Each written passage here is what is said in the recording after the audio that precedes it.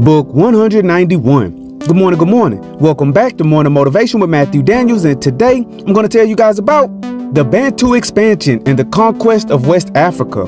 That's right, the Bantu expansion and the conquest of West Africa. But what is Matthew Daniels talking about? A long time ago, a young man went to the grand historian of his town and inquired of him about the distant past. This man, who was one of my ancestors no less, had recently been informed by a DNA company that he descended from a race of people now known as the Proto-Bantu speaking group. Because of this, he wanted to know the history of these peoples and how they came to inhabit the lands now known as West and Central Africa.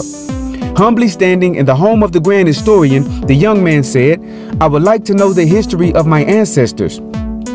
Looking at the young man with a smile on his face, the grand historian asked him a few questions about what he already knew of his ancestry. Then he consulted his vast records to provide him with a suitable answer. A long time ago, the grand historian began, one of your ancestors lived in the land they now call Liberia today.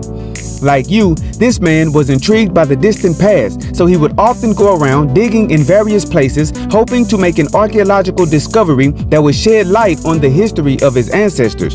The grand historian went on to explain that one day while digging, the man discovered a tomb with small bodies in it. These bodies were smaller than regular men, and their skulls were shaped slightly different. Thinking about the stories he heard from the elders, he soon realized that the tomb was the tomb of the Panani.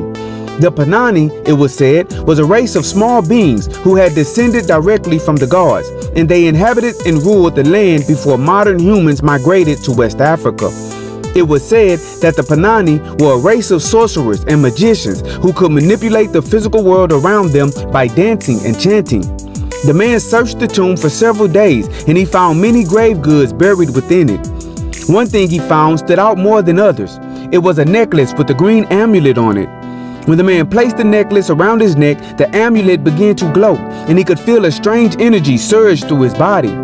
Instantly, he was filled with the spirit of the Panani, and he intuitively knew how to dance and chant like the gods themselves.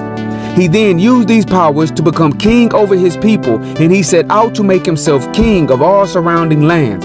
His tribe then marched out, and they made quick work of all other tribes in the area, and within a few years he had conquered much of West and Central Africa and created an empire that was never seen in that region before. Soon, all tribes spoke a dialect of their native language, and the culture of his people became a shared culture amongst all. And that, the grand historian said, that is how your people came to dominate that region. It is because of the magic of the Panani. Astonished, the young man went home and pondered on these things. And so, the morning motivation of today is the Bantu expansion and the conquest of West Africa. There is a cruel game being played on the people of planet Earth. This game is designed to misinform you about who you truly are and what you are actually capable of. They succeed at this by lying to all of you about what you are and what you have done in the past. Indeed, the human mind can be locked in a box of possibilities based on what the mind thinks is plausible or possible. There are those on earth who were born with a special purpose, and our purpose is intricately tied to the purpose of our ancestors. If someone can lie to you about your past, they can in essence determine your future.